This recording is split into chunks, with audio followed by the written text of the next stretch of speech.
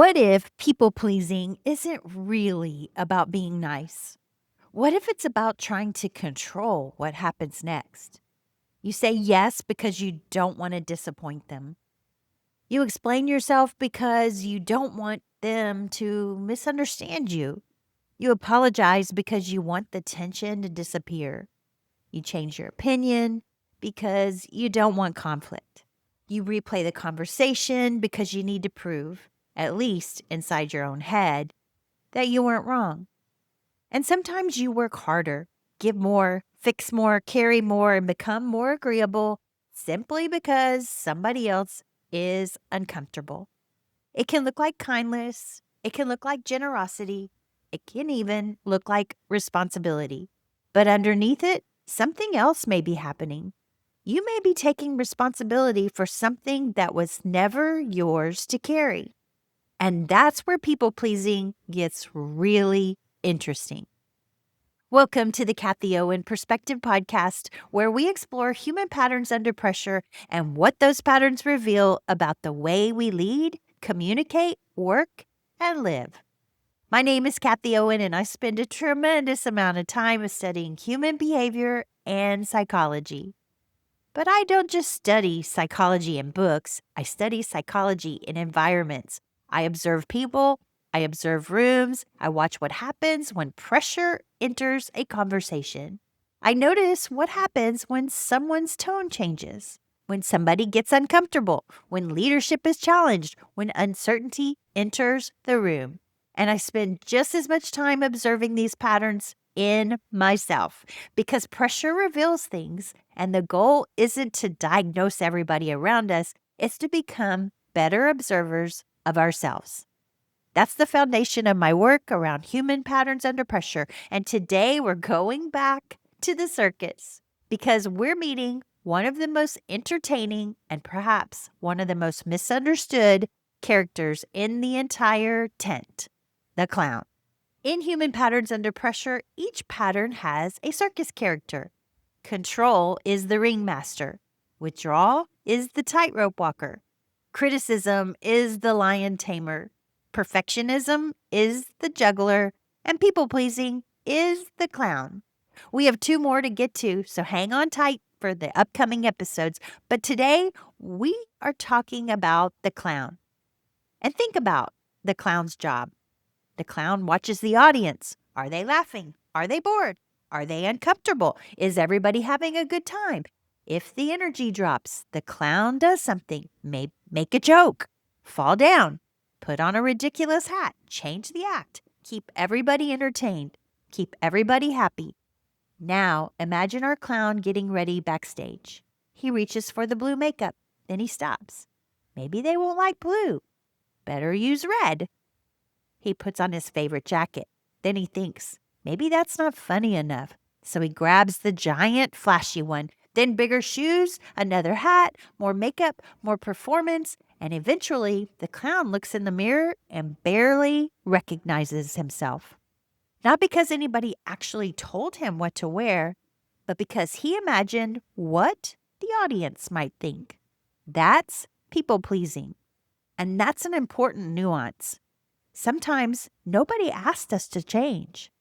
Nobody asked us to perform. Nobody asked us to say yes. We're responding to what we think they might think.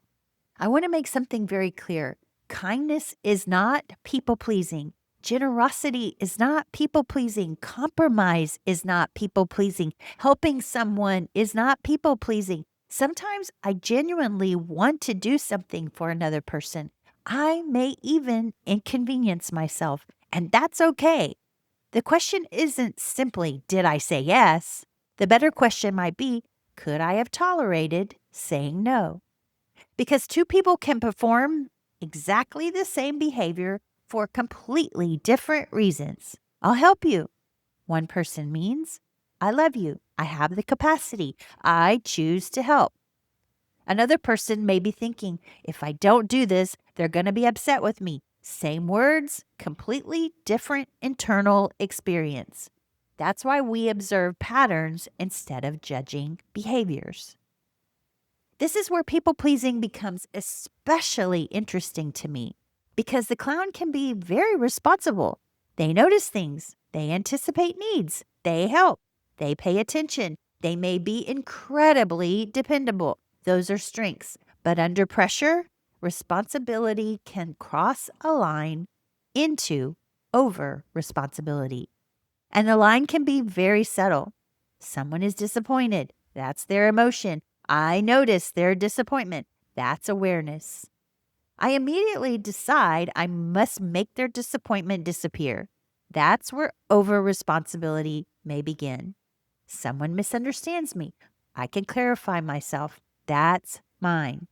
But can I control what they ultimately decide to believe about me? Nope.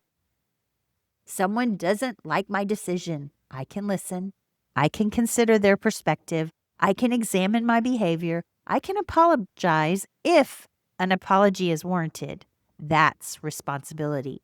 But making it my job to ensure they approve of my decision, that is something else. The clown gets exhausted because eventually the clown isn't just carrying their own emotional experience, they're trying to carry everybody else's too.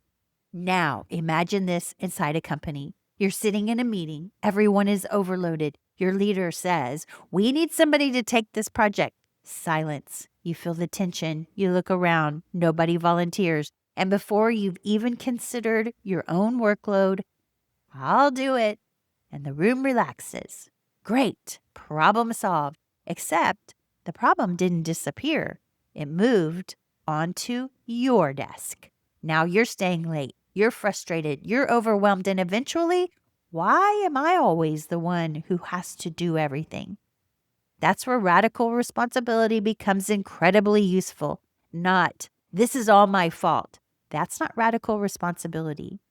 And it's certainly not, "Everything is my responsibility." That is over responsibility. Radical responsibility asks, what actually belongs to me here? Maybe your workload really is unreasonable. Maybe your organization has serious leadership problems. Maybe other people are not contributing. Those things can all be true. And maybe you also volunteered. That can be true too. Radical responsibility does not require a villain. It simply asks us to see our part clearly. Now take this into leadership. A CEO proposes an acquisition. Everyone around the table is excited. The numbers look good. Momentum is building, but one executive notices something. Something doesn't feel right. Maybe it's a leadership dynamic. Maybe it's a cultural issue. Maybe it's an unrealistic assumption. Maybe it's simply a question nobody has asked. But they stay quiet. Why? We don't know. And I want to emphasize that. We do not know. Maybe they need more information. Maybe they're uncertain. Maybe they don't feel safe. Maybe they don't want to challenge the CEO. Maybe they don't want to be seen as difficult. We cannot know another person's internal motivation, but we can observe what happened. Important information never entered the room. That's human risk. Because sometimes the most valuable person at the table is the person willing to make the room uncomfortable. "I don't agree. I think we're missing something. I have a concern. Can we slow down?" Those sentences require courage. And sometimes leadership isn't about maintaining harmony. It's about having enough presence to tolerate tension. The same thing happens in relationships. "Where do you want to eat?" "I don't care, but you do." "Do you mind if we do this?" "No, it's fine, but it isn't." "Can you handle this?" "Sure," but you're already exhausted. Then resentment appears. And resentment can be useful information, not proof, information. It may be worth asking, did I agree to something I didn't actually want? Because sometimes we're furious that somebody crossed a boundary we never communicated. They should know. Maybe, but did we tell them? That's where radical responsibility comes back. Not blame, observation. And here's where people-pleasing gets even more interesting. Because sometimes the clown leaves the circus and walks straight into the courtroom. I know this courtroom very well. Something happens. Somebody misunderstands you. Somebody doesn't respond the way you expected. Somebody thinks something about you that you believe is unfair. And suddenly court is in session. You become the attorney, you become the witness, you become the judge. You present Exhibit A, then Exhibit B. You replay the conversation. You explain what you meant. You prove why you were right. You imagine what they're saying. Then you defend yourself against the imaginary thing you imagined them saying. And sometimes they're not even in the room. You're holding court all by yourself. That is freaking exhausting. I have done this. And I have learned that I can create tremendous anxiety for myself by holding court for other people and even holding court against myself. Because underneath all of that arguing can be attachment. I need you to understand me. I need you to agree with me. I need you to know I'm a good person. I need to prove I didn't do anything wrong. But do I? Interesting question. And this is where one of the foundational principles of my work enters the conversation: non-attachment. Non-attachment does not mean I don't care what anybody thinks. That's another costume. That's the clown taking off the giant red jacket and putting on a leather jacket saying, I don't need anybody. Still a performance. Non-attachment is quieter. It says, I will tell the truth. I will behave according to my values. I will take responsibility for what belongs to me, and I will release what does not. You are allowed to misunderstand me. You are allowed to disagree with me. You're allowed to be disappointed. You're allowed to think something about me that I don't like. And I'm allowed to examine myself honestly without putting either one of us on trial. That is freedom. And this is where people pleasing connects directly to power, presence, and peace.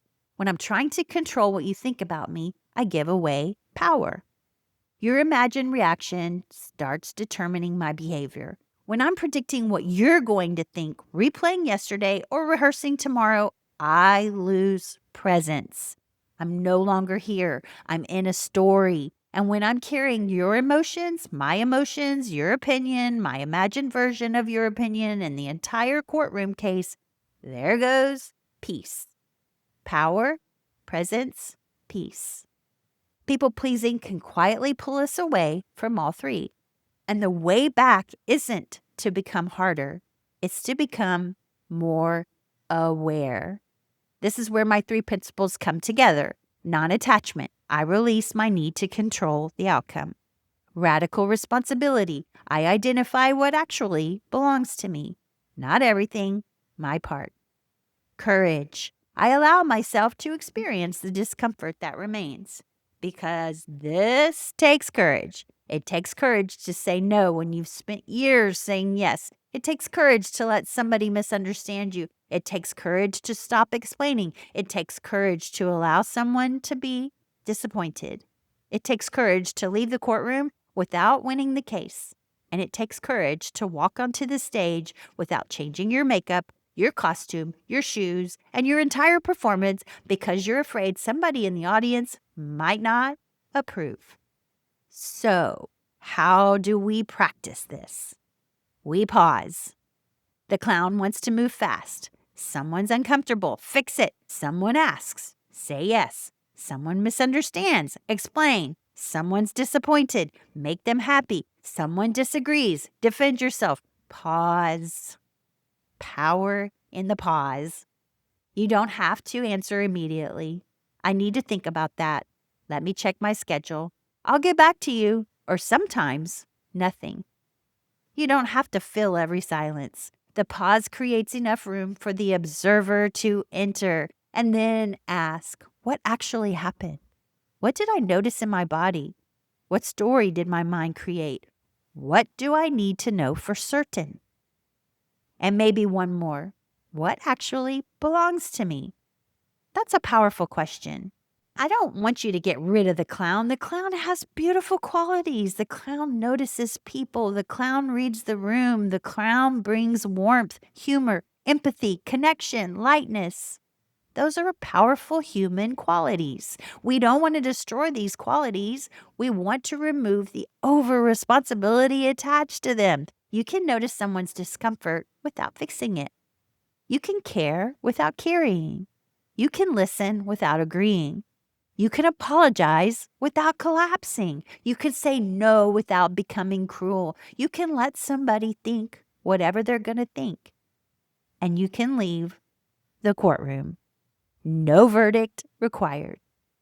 So this week, watch. Don't judge. Watch the automatic yes. Watch for the unnecessary apology. Watch for the over-explaining. Watch for the moment you start rehearsing your defense inside the courtroom. Watch for resentment. Watch for the urge to fix somebody else's mood. Watch for the moment you change your metaphorical makeup because you're imagining what the audience might think. And ask, is this mine? If it is, take radical responsibility. If it isn't, practice non-attachment. And if releasing it feels uncomfortable, that's where courage enters. That is how we begin returning to our power, our presence, and our peace.